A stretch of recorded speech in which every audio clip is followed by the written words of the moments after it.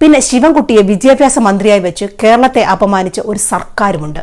പിന്നെ പഠിച്ചാലെന്ത് പഠിച്ചില്ലെങ്കിലെന്ത് എന്ന് ചിന്തിച്ച് പുറത്തേക്ക് ഇറങ്ങുന്ന കുട്ടി മത്സര പരീക്ഷകളിൽ അമ്പേ പരാജയമാകുന്നു. ഈ രീതിയിൽ കേരളത്തിലെ കുട്ടികളെ ആക്കി മാറ്റിയതിന്റെ പ്രധാന കാരണം ഇടതുപക്ഷം മുന്നോട്ട് വെച്ച വികലമായ വിദ്യാഭ്യാസ നയം ഒന്നുകൊണ്ട് മാത്രമാണ്. സ്വന്തം പേര് പോലും നേരെ ചൊവ്വേ എഴുതാൻ കഴിയാത്ത കുട്ടികളാണ് മുഴുവൻ A+ വാങ്ങി പുറത്തേക്ക് പോകുന്നത് എന്നാണ് വിദ്യാഭ്യാസ ഡയറക്ടർ എസ് ഷാനവാസ് പറഞ്ഞത്. ഇത് വലിയ വിവാദമാക്കുകയും ചെയ്തിരുന്നു.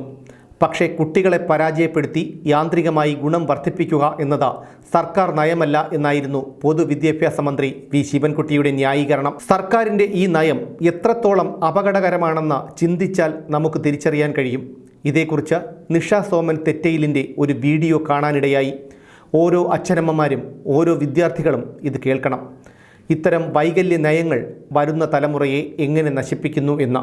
നമ്മുടെ സമൂഹത്തെ വളരെ ഗൗരവമായി ബാധിക്കുന്ന ഒരു വിഷയം, അത് പറയാതെ പോകാൻ കഴിയില്ല എന്നുള്ളത് കൊണ്ടാണ് ഞാൻ ഈ വീഡിയോ ചെയ്യുന്നത്. തീർച്ചയായും നിങ്ങളിത് കാണുകയും അഭിപ്രായങ്ങൾ പറയുകയും ചെയ്യണം. സ്വന്തം പേര് തെറ്റുകൂടാതെ എഴുതാൻ അറിയാത്ത കുട്ടികളാണ് ഫുൾ A+ വാങ്ങി പുറത്തേക്ക് പോകുന്നത് എന്നാണ് വിദ്യാഭ്യാസ ഡയറക്ടർ എസ് ഷാനവാസ് പറഞ്ഞത്. ഇത് ഒരു തരത്തിൽ ആത്മവിമർശനം തന്നെയായിരുന്നു.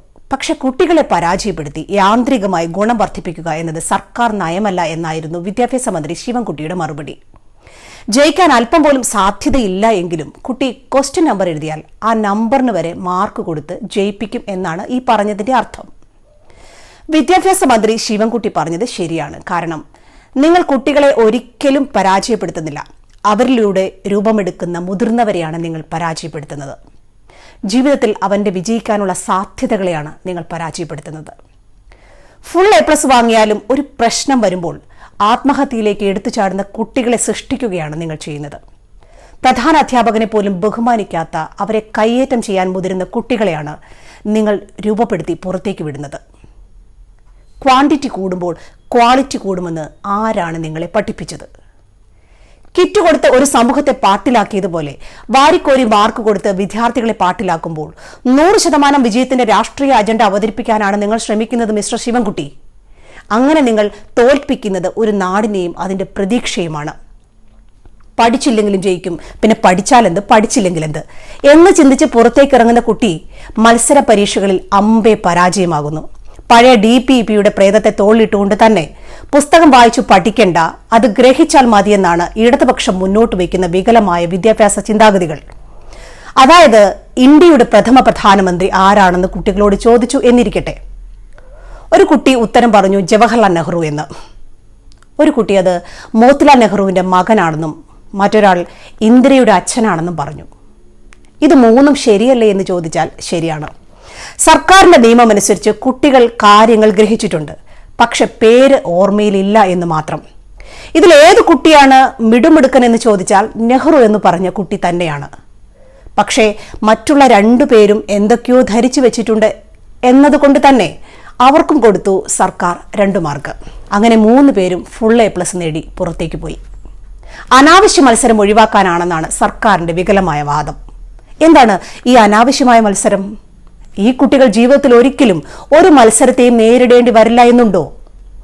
UPSC എക്സാം ഒരു മത്സര പരീക്ഷയല്ല എന്നുണ്ടോ? എൻട്രൻസ് എക്സാം ഒരു മത്സര പരീക്ഷയല്ലേ? PSC ഒരു മത്സര പരീക്ഷയല്ല എന്നുണ്ടോ? ഒരു വിദ്യാർത്ഥി പുറത്തേക്ക് ഇറങ്ങുമ്പോൾ അവൻ നിരവധിയായ മത്സരങ്ങളെ നേരിടേണ്ടി വരുന്നുണ്ട്. ഇവിടെയെല്ലാം കുട്ടിക്ക് അറിവുണ്ടോ എന്ന് തന്നെയാണ് പരിശോധിക്കപ്പെടുന്നത്. ഓർമ്മശക്തി പരിശോധനയാണ് നടക്കുന്നത്, അല്ലേ? പക്ഷെ ഈ ഓർമ്മശക്തി പരിശോധിക്കപ്പെടേണ്ടതല്ല എന്നാണ് സർക്കാർ പറയുന്നത്. ഗ്രഹിച്ചാൽ മതിയത്രേ. UPSC പരീക്ഷയിൽ 80% മാർക്കും ഓർമ്മശക്തി പരിശോധനയ്ക്ക് തന്നെയാണ്. കറണ്ട് അഫയേഴ്സിലും ഓർമ്മശക്തി പരിശോധന തന്നെയാണ് നടക്കുന്നത്. പക്ഷെ നമ്മുടെ കലാലയത്തിൽ നിന്നും പുറത്തേക്ക് പോകുന്ന കുഞ്ഞുങ്ങൾ മത്സര പരീക്ഷയ്ക്ക് ചെന്നിരിക്കുമ്പോൾ അവരുടെ ഓർമ്മയിൽ ഒന്നുമില്ല. ആത്മവിശ്വാസമില്ലാതെ അവർ പരാജയപ്പെട്ട് പുറത്തേക്ക് വരുന്നു. ഈ രീതിയിൽ കേരളത്തിലെ കുട്ടികളെ ആക്കി മാറ്റിയതിന്റെ പ്രധാന കാരണം ഇടതുപക്ഷം മുന്നോട്ട് വെച്ച വികലമായ വിദ്യാഭ്യാസ നയം ഒന്നുകൊണ്ട് മാത്രമാണ്. അധ്യാപകരോട് കുട്ടികൾക്ക് വാരിക്കോരി മാർക്ക് കൊടുക്കാനാണ് വിദ്യാഭ്യാസ മന്ത്രി പറയുന്നത്. അങ്ങനെ വാരിക്കോരി മാർക്ക് കൊടുത്ത് അധ്യാപകരെ വെറും കൂട്ടിക്കൊടുപ്പുകാരാക്കി മാറ്റി കേരളത്തിന്റെ ഈ സർക്കാർ. എന്ത് വൃത്തികേട് കാണിച്ചാലും ഒന്നും പഠിച്ചില്ലെങ്കിലും ജയിക്കും, പിന്നെ എന്തിനാണ് ഞാൻ അധ്യാപകനെ ബഹുമാനിക്കുന്നതെന്ന് കുട്ടികൾ ചിന്തിച്ചു തുടങ്ങിയതും അതുകൊണ്ട് തന്നെയാണ്. ഇന്നൊരു അധ്യാപകൻ ക്ലാസ്സിലേക്ക് കയറി ചെല്ലുമ്പോൾ 50 കുട്ടികൾ ഉണ്ടെങ്കിൽ അതിൽ ചിലപ്പോൾ 3-4 പേർ എഴുന്നേറ്റാലായി. ഇതൊരു ചെറിയ മാറ്റമാണോ? എല്ലാത്തരം മൂല്യങ്ങളും സ്കൂളിൽ നിന്ന് അകന്നു പോയിരിക്കുന്നു. പണ്ടത്തെ അധ്യാപകന്റെ കയ്യിൽ നിന്ന് ചൂരൽ കഷായം കിട്ടാത്ത എത്ര പേരുണ്ടാകും നമ്മളിൽ? അധ്യാപകൻ അടിച്ചില്ലെങ്കിൽ അപ്പൻ അടിക്കുമായിരുന്നു. ശിക്ഷയും കൊടുക്കുന്ന ഇടമായിരുന്നു പള്ളിക്കൂടങ്ങൾ.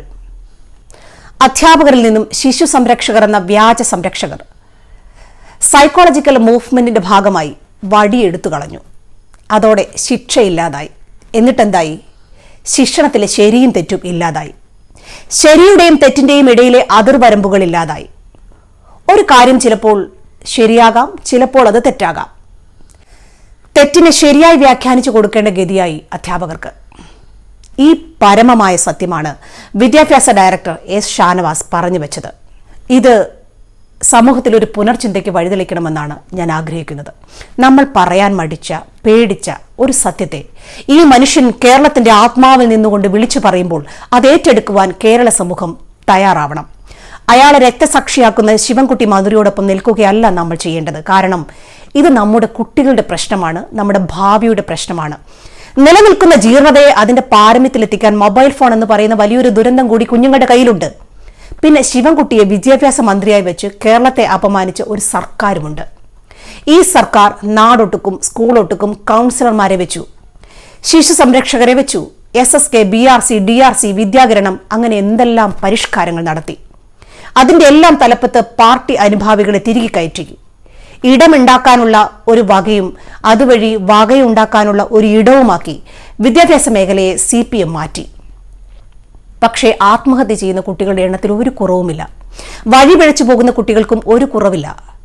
കഞ്ചാവും മറ്റു ലഹരി പദാർത്ഥങ്ങളും ഉപയോഗിക്കുന്ന കുട്ടികൾ കൂടിക്കൊണ്ടേയിരിക്കുന്നു. ശിക്ഷയും വേണം, ശിക്ഷണവും വേണം. മൂല്യബോധമുള്ള നമ്മുടെ കുഞ്ഞുങ്ങളെ നമുക്ക് തിരികെ ലഭിക്കണം. ബഹുമാനപ്പെട്ട വിദ്യാഭ്യാസ മന്ത്രി, അങ്ങ് വിദ്യാഭ്യാസ ഡയറക്ടർ എസ് ഷാനവാസ് പറഞ്ഞത് ഒരു ആത്മവിമർശനമായി എടുത്ത്, ഒരു വെല്ലുവിളിയായി ഏറ്റെടുത്തുകൊണ്ട് ഈ നാടിനെ രക്ഷിക്കാനുള്ള ബാധ്യത നിങ്ങൾക്കുണ്ട് എന്ന് ഓർമ്മിപ്പിക്കുവാൻ ഞാൻ ആഗ്രഹിക്കുന്നു.